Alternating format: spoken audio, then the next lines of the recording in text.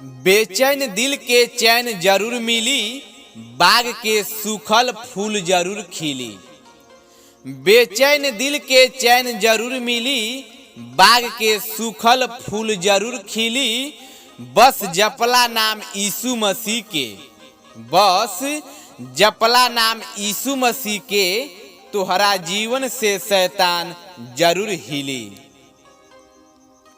यीशु के नाम से अंधा देखेला, यीशु के नाम से गूंगा बोलेला। यीशु के नाम से अंधा देखेला, यीशु के नाम से गूंगा बोलेला।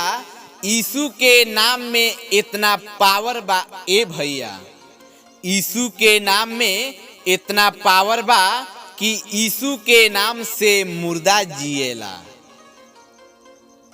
यीशु जेकरा सर पे हाथ रख देले, ओकरा जिंदगी के सब दुख हर लेले।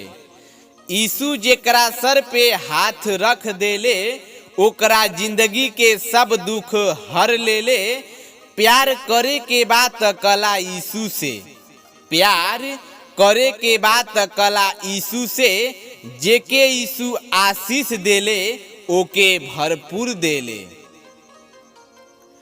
तोहार बिगड़ल जिंदगी सवर जाई, तोहार बरसों से खाली झोली भर जाई।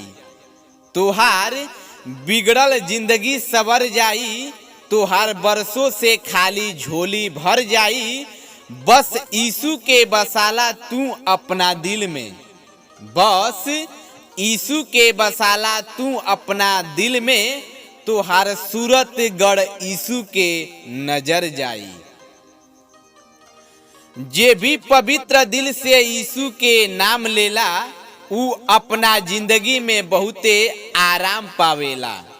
जे भी पवित्र दिल से यीशु के नाम लेला, ऊ अपना जिंदगी में बहुते आराम पावेला। यीशु उनके हर कदम कदम पे साथ रहेले।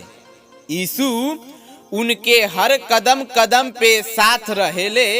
जे अपना माई बाबू से प्रिय यीशु के मानेला, यीशु के मानेला।